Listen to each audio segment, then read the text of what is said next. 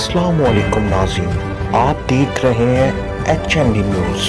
अस्सलाम वालेकुम नाज़रीन, HND न्यूज़ के साथ मैं हूँ रिदा सुहेल। खबर दें आपको मरोड़ से, जहाँ पे हाकड़ा नहर पर दर्जनों किसानों को अपने हकूक के लिए महकमा इनहार के खिलाफ एहतजाज जारी है। किसानों का मौकिफ है कि इनके मोगों का हर 6 माह बाद असल साइज से कम कर दिया जाता है। दोबारा असल साइज के लिए बतौर रिश्वत लाखों रुपए का मुतालबा भी किया जाता है। मजीद जानते हैं HND न्यूज़ पर मुतासरा किसानों की अपनी जुबानी।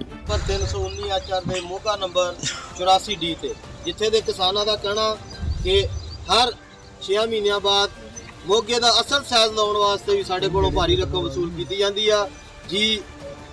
बताते हैं किसान कि उनसे ये रकम कैसे वसूल की जाती है। अस्सलाम वालेकुम जी। ये मोगे जनाब हाकड़ा नहर दे 84D मोगा है जी। ये तो हर साल ही पूरी नहर दे मोगियां तो साल 'ਚ 2 दफ़ा पैसे वसूल किए जाते हैं। तो अजकल आके जो सालाना बंदी होंगी है ये साढ़े कोलों मोगे फिर पट के दोबारा रकम जड़े ना जी वो लेंदे ने। असी पिछले साल भी 2 दफ़ा पैसे दिते, हुण फिर साढ़े कोलों भारी रकम तकरीबन 3 लाख रुपया मंगते पे ने कि 3 लाख रुपया दोगे तो असी ये मोगा तुहाडा ठीक करांगे, वरना उन्होंने सारे मोगा साडा जिहड़ा साइज़ तो भी छोटा लाता है।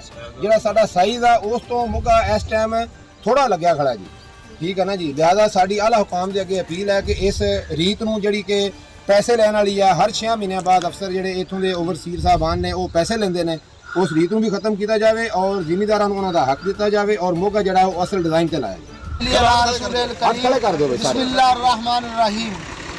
इस वक्त मौजूद हाँ जी 319/4 जो लोगों के नाल मैं जनरल सैकटरी आल पाकिस्तान किसान उतार जनाब। ये रीत जी प्यो दादे तो साढ़े तो चली आ रही है, ये खत्म होने का नाम नहीं लै रही। पिछली दफ़ा मीडिया अवामी प्रेस क्लब में मैं नाल लैके मशीनां फड़ियां, हजे वो मशीनां मेरे घर मौजूद पईयां, सब्बल मौजूद पे है, सीमट के थैले मौजूद पे है।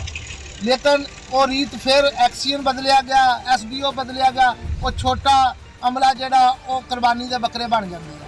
आला हकाम जिथे बैठा कहते जी जिन्हों पूछिए आला हकाम पैसे लै रहे हैं, लेकिन गरीबों का हक खा के मजदूरों को तो अगे खाद नहीं लभन रही, अगे जिमीदारों को कोई चीज़ नहीं लभन रही।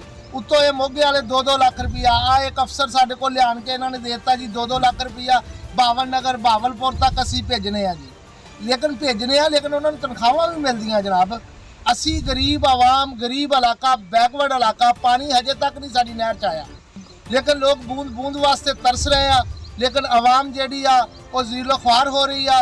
हर मोगे का एक मोगे का कंप्लेन नहीं गी, तकरीबन साढ़े को 70 प्रूफ मौजूद आ जिन्होंने 70-70, 80-80 हज़ार, 1.5 लाख रुपया इस ओवरसी इस मेट में दिता।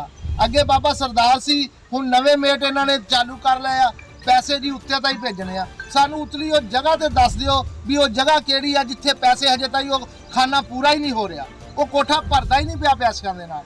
लेकिन साडी गरीब आवाम की रिक्वेस्ट आ आला हकाम अगे, वजीर आला पंजाब उस्मान बज़दार अगे, वजीर आज़म पाकिस्तान अगे भी इस करप्ट माफिया तो साडी जान छुड़ाई जाए।